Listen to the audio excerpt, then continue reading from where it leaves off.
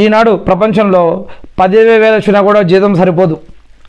మరి ఈనాడు అటువంటి పరిస్థితులు ఉన్నాయి. కిరాయిలు కానీ, ఫుడ్ కానీ, ఉప్పు పప్పు నుంచి, బియ్యం నూనె నుంచి అనేక రకాల ఖర్చులు, స్కూల్ ఫీజులు, మరి అనేక రకాల బిల్లులు కట్టుకుంటారు. ఇలా అనేక రకాలు ఉన్నాయి. మరి మనం ఏదో మోజానికి, ఇమాంకి లేదా పని వాళ్ళకి, ఇంకేదైనా ఎవరికైనా సదరికి ఏదైనా జీతం ఇస్తే కనుక వాళ్ళకి అది సరిపోతుందో లేదో, వాళ్ళు ఎటువంటి ప్రాబ్లమ్స్లో ఉన్నారు. అందుకే అల్లాహ్ సుబ్హానహు వ తఆలా ఖురాన్లో 2వ సూరాలో చివరి 15-20 వాక్యాల్లో అల్లాహ్ చెప్తున్నారు, అల్లా పనిలో నిమగ్నమై ఉండి కొంతమంది దాయిలు దావత్ పని చేస్తుంటారు, కొంతమంది ఇమాంలు, మౌల్వీలు, ముఫ్తీలు, మోజన్లు ఉంటారు, మస్జిద్లో పనిచేసేవారు ఉంటారు, ఇస్లాం కోసం పనిచేసేవారు ఉంటారు. ఇలా అనేక మంది ఉంటారు. వారు ప్రజలని అడుక్కోవడానికి ఇష్టపడరు, సిగ్గుపడతారు. వాళ్ళు నీట్గా ఉంటారు, మనం మంచిగా నీట్గా కనిపిస్తూ ఉంటారు. వాళ్ళు మనతో నవ్వుతూ మాట్లాడుతూ ఉంటారు. కానీ వాళ్ళకేం బాధలు లేవు అనుకుంటాం, మంచిగానే ఉన్నారు, ఏదో చేసుకొని బతుకుతున్నారులే అని మనం అనుకుంటాం. కానీ అటువంటి వారి లోపల కూడా బాధలు ఉంటాయి, కష్టాలు ఉంటాయి, నష్టాలు ఉంటాయి. వాళ్ళు మీకు చెప్పుకోలేరు. వాళ్ళు మీకు చెప్పుకోవడానికి కోసం సిగ్గుపడతారు, భయపడతారు, ఇబ్బంది పడతారు.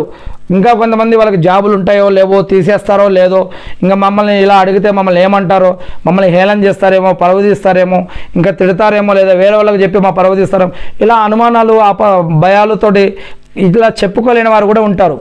అల్లాహ్ సుబ్హానహు వ తఆలా ఖురాన్లో చెప్తున్నారు, ఇక సూరే బక్రాలో చివరి 15-25 వాక్యాల్లో, ఇటువంటి వారు మీ ముందు మంచిగా కనిపిస్తూనే అల్లాహ్ యొక్క పని చేస్తూ వాళ్ళు వేరే దారి లేక మరి వారు అలానే బతుకుతూ ఉంటారు. అటువంటి వారి యొక్క అవసరాలు మీరు తెలుసుకొని, అటువంటి వారిని గుర్తించి, అటువంటి వారి యొక్క అవసరాలు తెలుసుకొని అటువంటి వారికి కనుక మీరు సహాయం చేయాలి.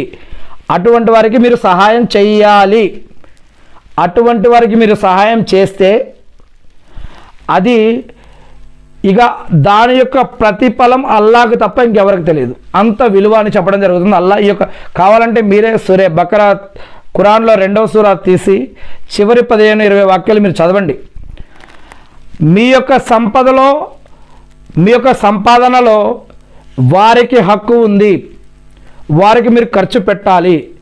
వారికి ఎంత ఖర్చు పెట్టినా కూడా అది తక్కువే. ఇంకా అటువంటి వారికి మీరు ఎంత ఖర్చు పెట్టినా దాని యొక్క విలువ అల్లాహ్కు తప్ప ఇంకెవరికి తెలియదు. ఈ విధంగా అనేక వాక్యాలు చెప్పడం జరిగింది. ఇవన్నీ కూడా అల్లాహ్ కోసం పనిచేసే వారి కోసం, మరియు మస్జిద్లకి, దాయిలకి, దావత్ పనికి, మరియు ఇంకా ఇస్లాం గురించి పనిచేసే వారికి ఇంకా అనేక వాక్యాలు చెప్పబడ్డాయి. అందుకే మస్జిద్ కోసం మనం ఎంత ఖర్చు పెట్టినా, సమయాన్ని, సంపదని, ఆరోగ్యాన్ని, జ్ఞానాన్ని, ఇల్ముని